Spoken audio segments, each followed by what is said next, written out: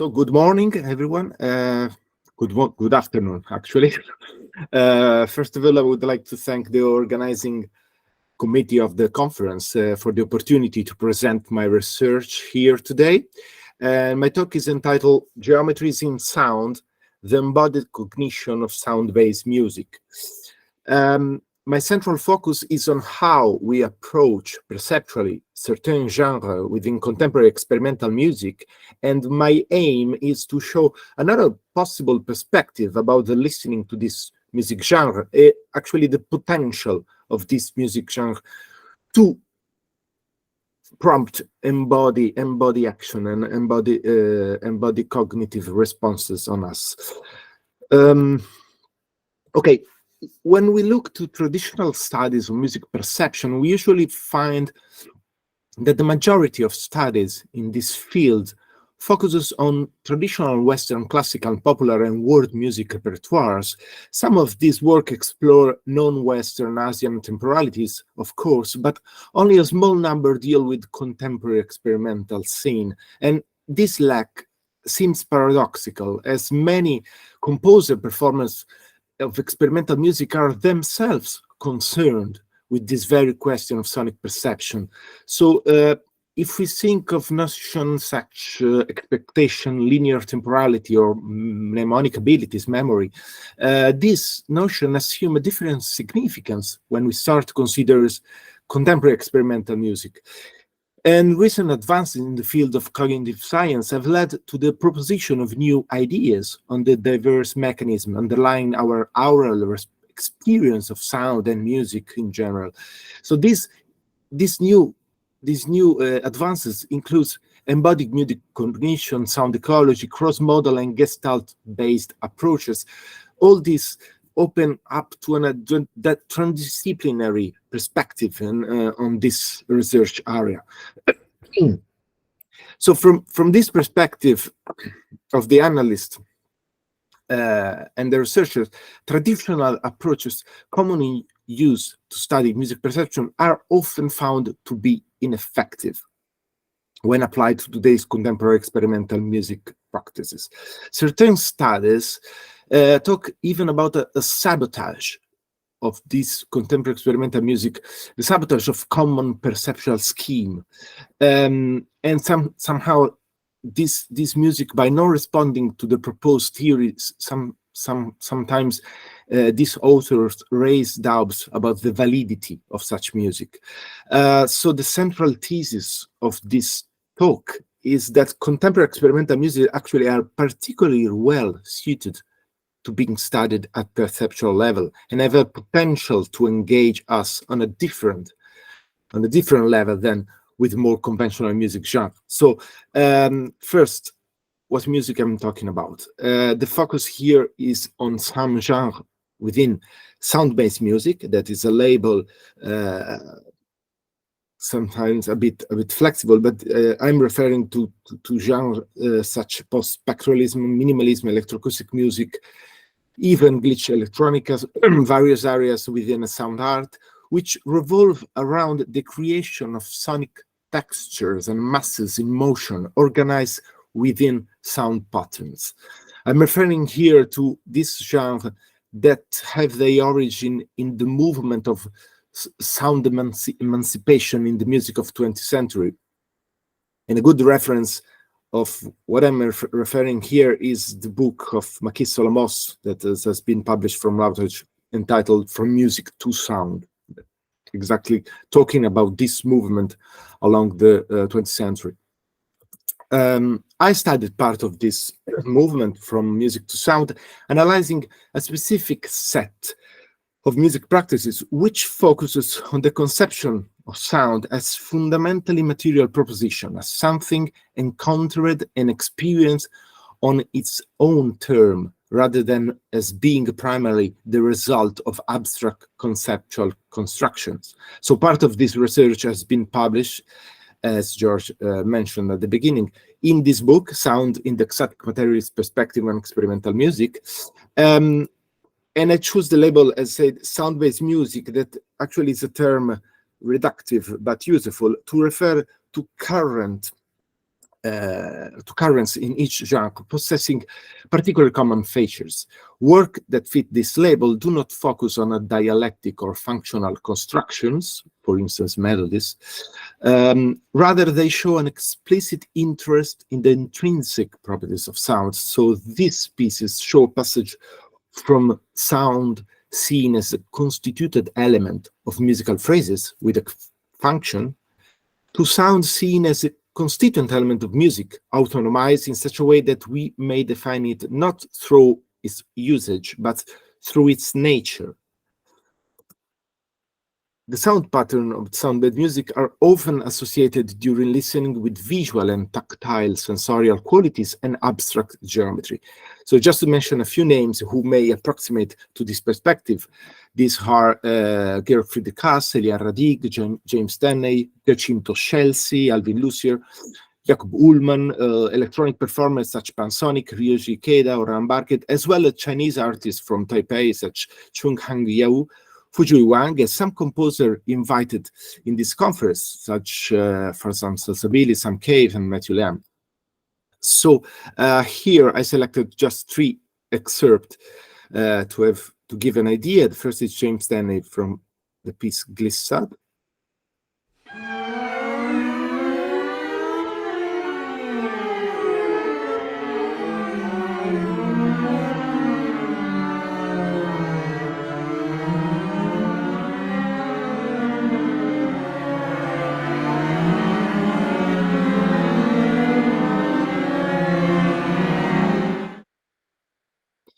Okay, the second one is from Atmosphere of Ligeti.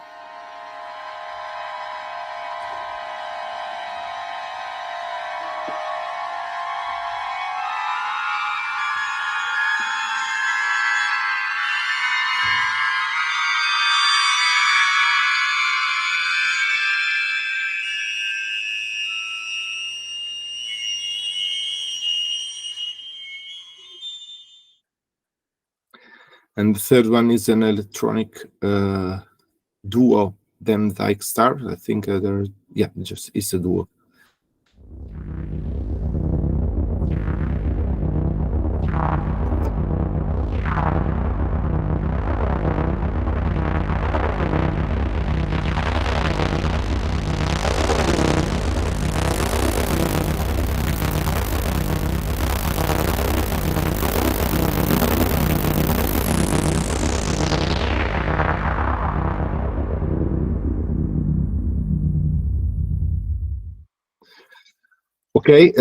Okay, there's 3 excerpts are quite different and diverse, but you may probably get the sense of this kind of sound patterns that I'm describing.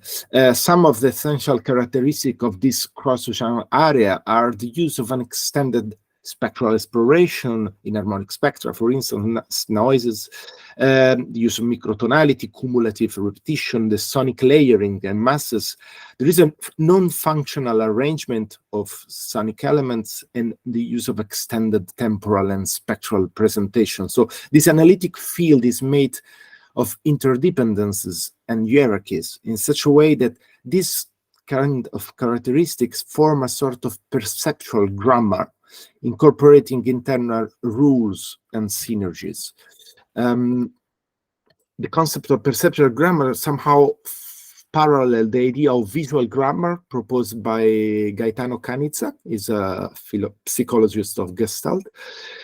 This perceptual grammar actually embodies Gestaltian principle of proximity and similarities and embraces a series of essential patterns such identity, difference, motion, stasis, structured patterns as ascending, descending, figure, background, and so on, a really essential structure, and dynamic and kinesthetic patterns. The perceptual grammar is perceptually rooted as a natural grammar, which does not function as an autonomous level of representation, but rather is a bridging domain between the physical level and the symbolic one, endowed with geometric features touch, dimension, distances, and so on. So they have also intensive and extensive magnitude is characterized from this element. It consists of a series of interrelated features that concern qualitative and quantitative dimension, arrangement, and evolutions of sound pattern within a dynamic and spectrotemporal domain. So how do we listen to this sound pattern? So my idea is we perceive them as a result of acoustic physical energy organized according to Gestalt and kinesthetic patterns that can be seen as geometries in motion. Our cognitive response appears to be based on a morphodynamic analogy between external acoustic pattern and internal mental images. These mental images can be seen emerging from a set of frequency-time constructs and are well represented by the notion of image schema. The image schema is a recurring pattern of our perceptual interaction with the world. It gives coherence with structure and to our experience. Here in the figure, you can see some of the basic image schema proposed by Mark Johnson. That is the schema of path, source, path, goal, center, periphery, and so on. So musical episode containing sound masses, transient appearance of fragile overtones, and entangled descending line may arise in image schemas at solid block, oscillating lines, or descending profiles. So here, just one example of the string quartet number 2 of Georg Friedrich Haas. You can see the score, the spectra of the episode, and a scheme, and the 2 possible visual representation of this episode.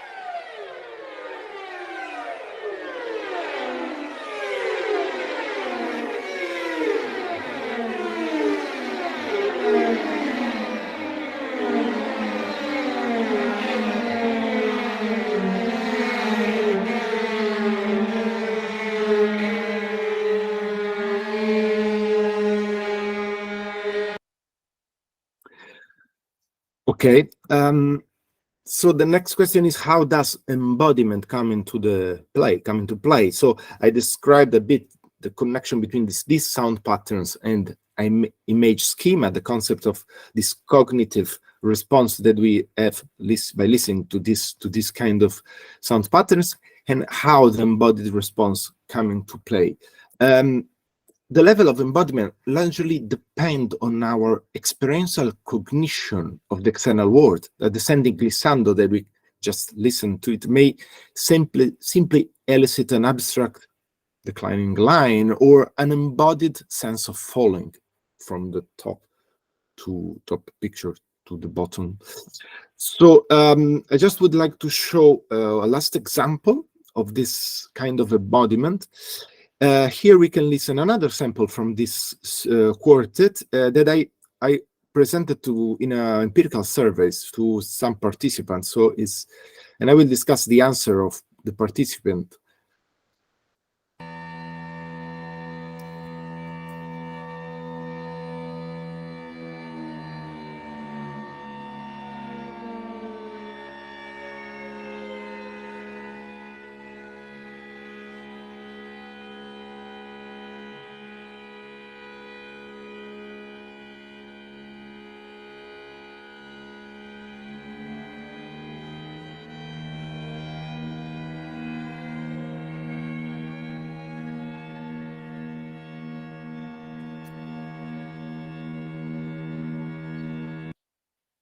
Okay, this was actually as a spectrogram of the episode. So when quite a number of participants who listened to this sample expressed the same specific idea. They account for their listening experience as something like paint or something dripping from the ceiling, or they express the sensation of something that slowly comes out from a static source. They felt something like a highly viscous substance oozing.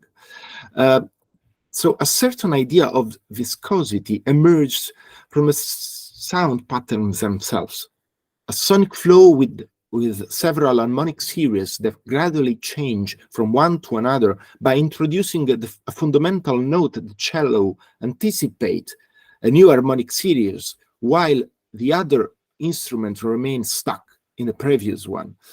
So the perceptual engagement with this sequence seems to revolve around an embodied experience connected to the world in everyday sense, something related to qualities of organism-environment interaction.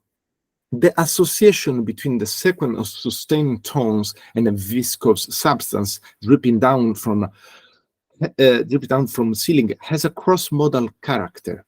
Listener recognize in the music the same abstract pattern they found during, for example, visual or tactile experience of such substance.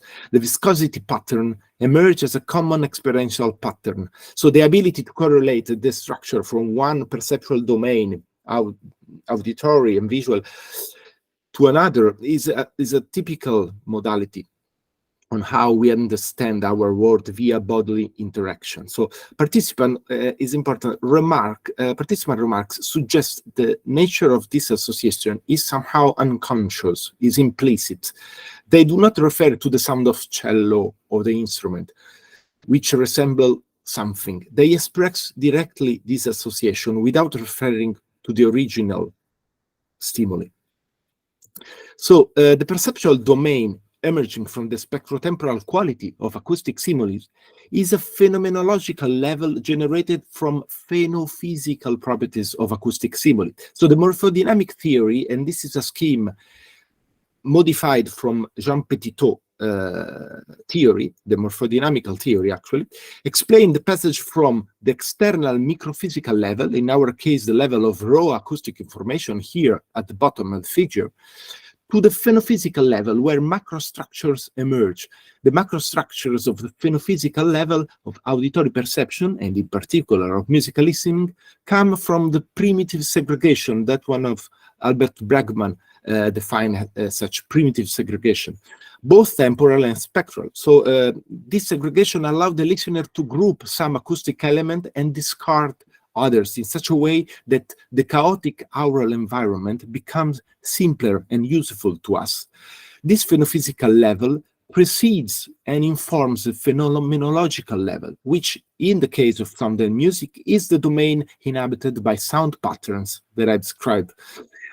This sound pattern which no longer carry spatiotemporal information of the external physical world, but their own spatiotemporal dimension.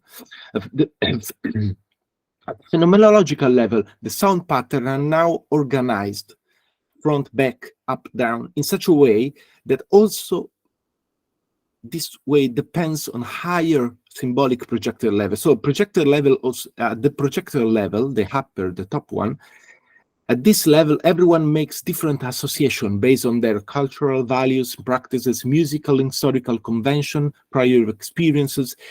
In the particular case of the participant of my survey, the essential pattern evoked a cross-modal association of a viscous substance. Therefore, in this morphodynamic model, the phenomenological level is also the locus of the cross-modal association.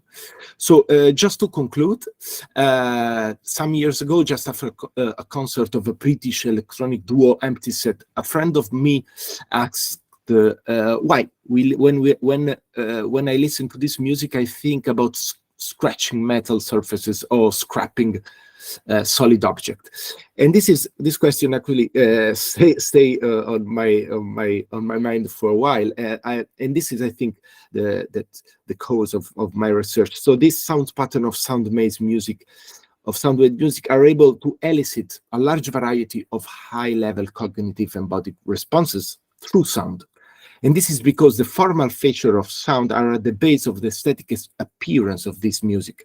Therefore, sound wave music, better than other genres of music, is able to lead us beyond sound through sound. And I thank you for the attention, and I finished. Okay, Professor Pace. Thank you very much, Riccardo. That was an extremely interesting talk. I have a few questions, a few related questions to ask about a lot of what you say. I know the work of Solomos that you mentioned, and he divides into timbre, noise, listening, immersion, composing with sound, and space as the 6 sort of areas of investigation. And it seems if you sort of construct a particular lineage of music, which is particularly sort of relevant to all this. I mean, you mentioned Haas, Redig, Teni, Chelsea, Lucier. We could bring in Xenakis, Ligeti, possibly even go back to Varese, maybe Antheil, maybe even some Stravinsky and some Messiaen, and so on and so forth. To an extent, practically a lifetime ago, I used the terms top-down and bottom-up to characterize types of music which were organized on a more sort of global basis, starting from the sort of macroscopic aspects of composition, working down towards the detail, which I contrasted with that which was much more thematically organized, based upon small cells and so on, in which category I might put Boulez, Barraquet, Fernihoe, some Cargill, perhaps some Stockhausen, if his work perhaps bridges those two areas there. And I suppose the first question I want to ask there is how this model can account for, if you think indeed it can, that music where I do think there is something of a dialectical relationship between the macroscopic working and the more unfolding small-scale compositions. I mean, a work like Stockhausen's Orphan would be a good example, or perhaps something like Fernihoe's La Terre est un homme as another thing. And yeah, I mean, and I'm just inviting other ways of extending this model, which seems to be very much on the focused on the macroscopic. Yeah. Thank you so much for the question, and it's quite pertinent one. The point is that the model, the perspective that I propose actually is a limited one, and that's actually is not a pan overarching perspective in the sense that there is not quite a strict limit that define what can work within this model and some other pieces that doesn't. I believe, as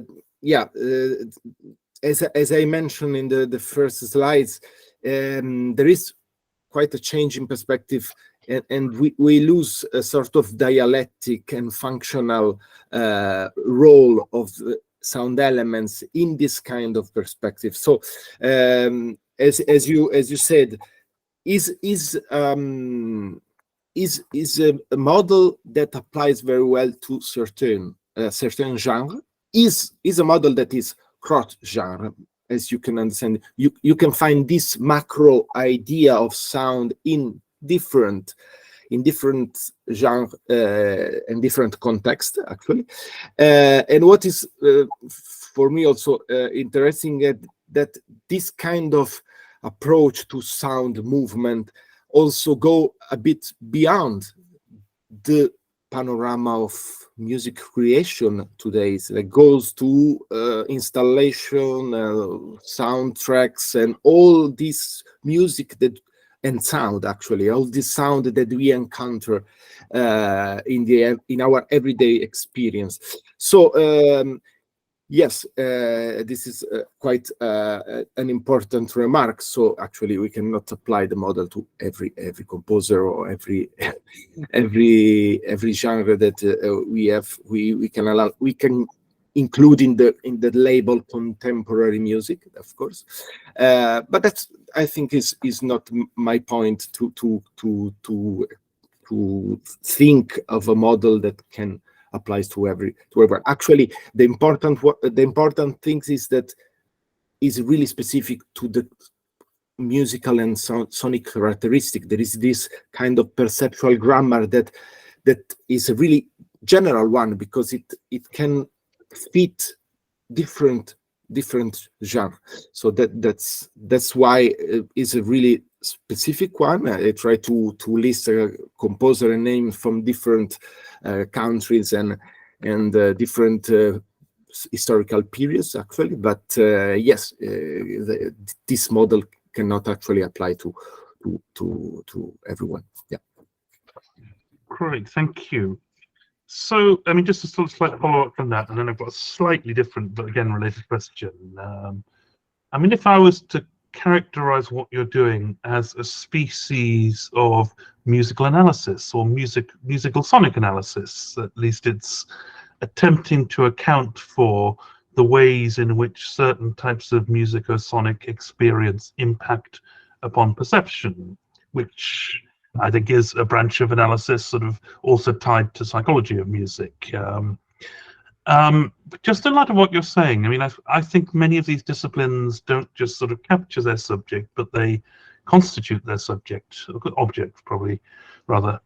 That is, I mean, is a sense this particular approach then therefore involved in the process of delineating a particular species of, or you could even say a particular canon of musical and sonic work. And I mean, I keep saying musical and sonic because I'm just airing into the question of whether there is, I mean, I'm genuinely open to this, whether there is value in distinguishing the concept of music from just being a subset of sound, and where you would draw the lines of where that subset would be, which this is obviously an approach which is applicable to a wide range of sonic experiences, including some which have not traditionally been formally constituted as music, and it could include sort of some natural sounds or some incidental sounds and so on and so forth. So I'm just saying,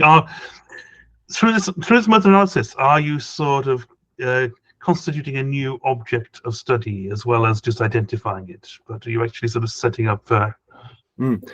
Yeah, actually, one thing is that for me still is surprising and also interesting, the fact that the majority of studies in music perception actually kind of ignore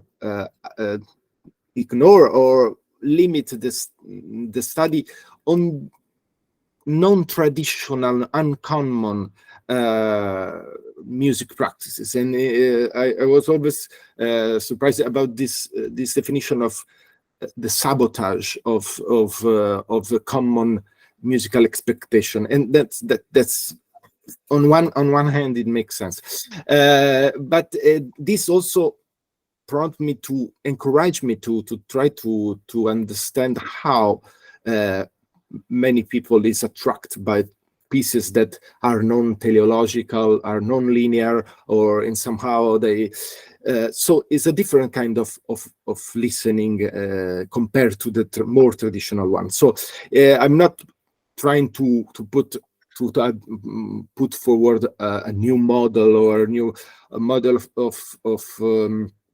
of cognition in a sort, but just to reflect on the potential of this music, and then also it was really useful for me to start to ask participant and listener about their experience, because actually from there I understood that okay, there is something else that cannot be explained in the traditional, in the more classical way of melodic expectation, proposition, and so on. So is as you said, somehow, yeah, this kind of model can apply to general sound. There's not a musical sound. The crucial point that I didn't mention in my presentation is that the ecological response to these sounds is neglected, and I try to explain this point. All the sample that I show do not contain real world sound, in a way that, yeah, of course, there are many examples of musical composition of 20th century music that includes real-world sound, and that's completely fine.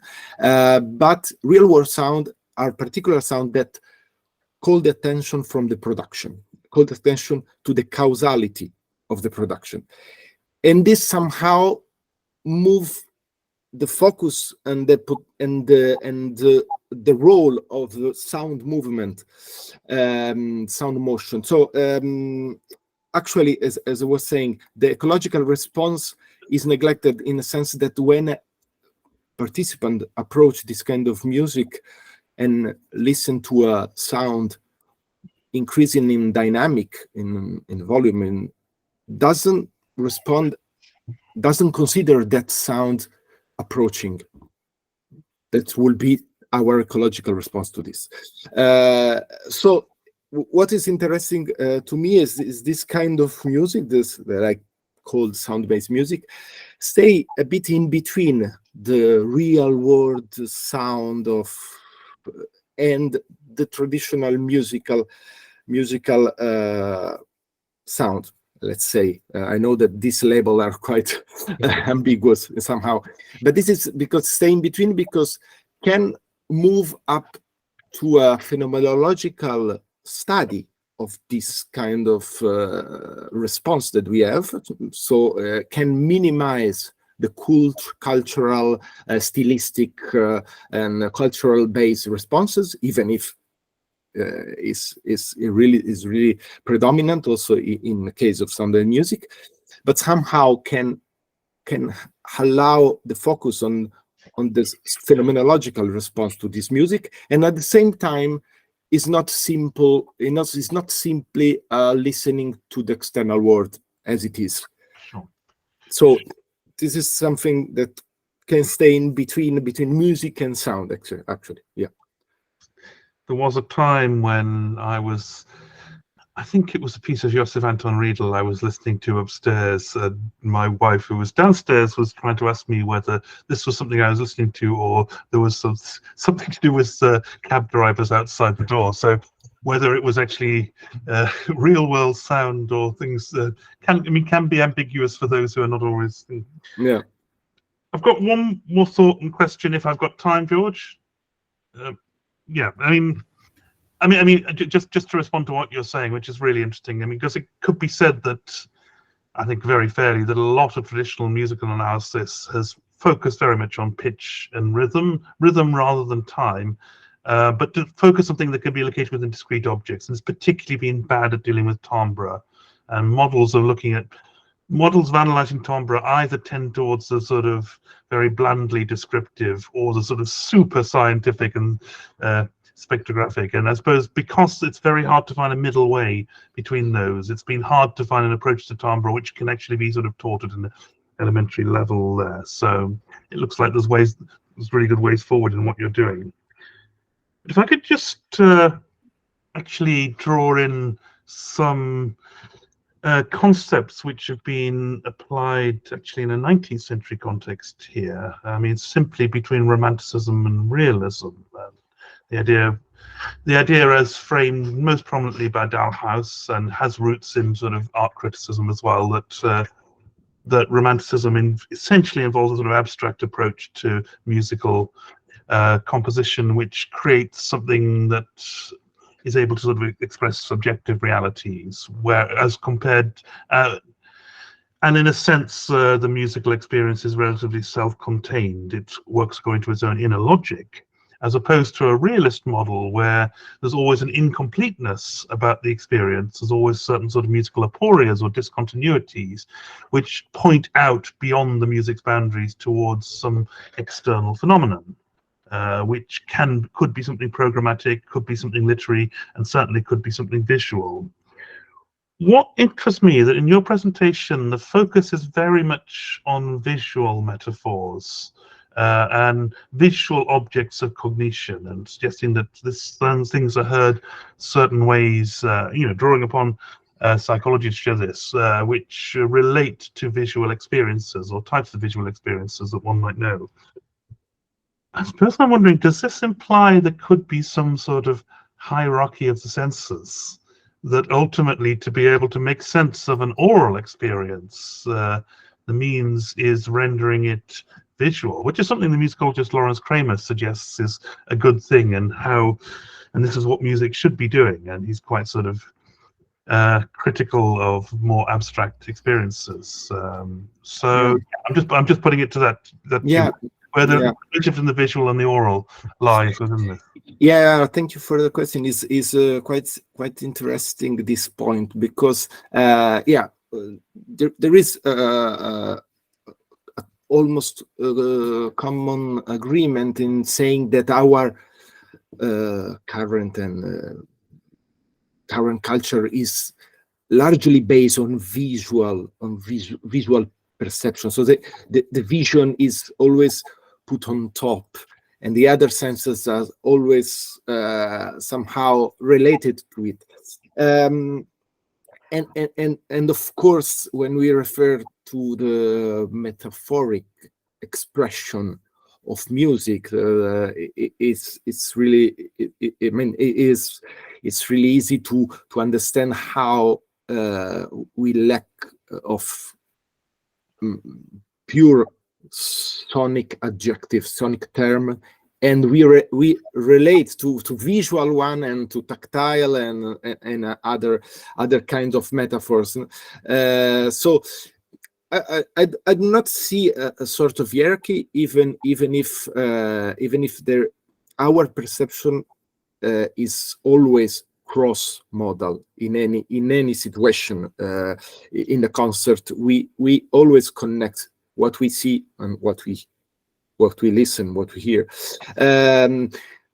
So it's always a bit ambiguous to focus just on one modality, ignoring the other two. What is interesting is probably the fact that also many of this composition in this case, in this label of sound-based music, make use of visual support somehow. I'm referring more to this area of sound art and electronica in general, but actually it's possible to empower the listening and the auditory modality by also including a sort of visual support or visual connection to that. So I prefer to see this modality as cooperative in a sense than as clashing or as sort of hierarchy from one to another. So hopefully this idea of visual and auditory approach, could have a future for this kind of practice. Great. George has put his hand up. I'm just aware that there might be audience members that want to ask a question. And we need to move on in 3 minutes. So is there anyone that would like to ask? Paul St. Gregory has put his hand up. Paul? Yeah. Paul. Hi. This is a fantastic, interesting discussion here. Interesting observations and questions going on here. I don't know if I can explain this well or not, but I was happy to hear Varese talked about, and even some 19th century ideas, because I think in a way a lot of traditional musical analysis misses the point, because we were always so hung up on, I mean, for good reason, I suppose, hung up on pitches and rhythms and everything else. But I think one of the things that you mentioned, Riccardo, was that movement, the movement of music, the movement through time and timbre. I mean, and this goes right back to like what Varese was saying. The first time I ever heard the explanation of Varese's take on music, I thought, well, of course, it's just, it's time, it's structure, it's things moving, it's timbre moving through time. And you can look at Mozart that way, of course, you can also look at his theory, but I can take Mozart's theory and write an absolutely horrible piece of music. But Mozart did it in a way that he takes the guttural sounds of life or the happy sounds of life, and he mixes them together. And I think people hear that, and that's what makes it a great piece of music. It's not really the theory that goes into it. The theory is necessary for creating the style that it is, but I think the musical expression that people get out of it is often something deeper. And I think in a way, your analysis of non-traditional, non-tonal music, time-based music, I think that maybe can still be applied to older music, but on a different level. It's not on the level that we're used to looking at it on. I hope I'm making sense here. Yeah. No. Thank you for your question, your comment. Actually, yeah, that's. I think it's always a way to. And I ended my presentation saying that the music that I'm discussing better than others can explain and account for this model, this perspective. So also other kinds of music, other genres, and so on can be seen, and it actually is the base of our music. So it's temporal. It's a temporal phenomenon. This is something that will be an event. Music is a temporal phenomenon, and the motion, the movement actually is in Mozart, in Beethoven, is in many styles, historical period, and so on. What was a bit different in my perspective, and probably allow me to think about this model that can be actually extendable to other music genre, is that the music motion, Snyder, for instance, Bob Snyder, talking about memory and music, talk about the music motion of a melody such as an illusion, that the stable pitches we listen as a motion, but actually are stable pitches. So he referred this as an illusion, and actually, okay, that could be okay. I don't know if I completely agree with that, but that's fine. But what is important to me is, okay, but when we move to some unpitched music, that even in that case, if we see movement in a melody of Beethoven and Mozart, so then the movement of a glissando in Varese or in Chelsea or Ligeti and so on, that is, I would say, even more real than an illusion. So the movement is there, even in the even in fixed notes, than in a continuous glissando. So what is fascinating is that probably this kind of music that I label sound-based music, better than others, allow to approach and to think of this music in a macro ideas that I try to explain. But as you said, it's almost the essentiality, the most basic elements of all music that actually are there. Yeah. Great. Okay, I'm aware of the time. Thank you. Okay.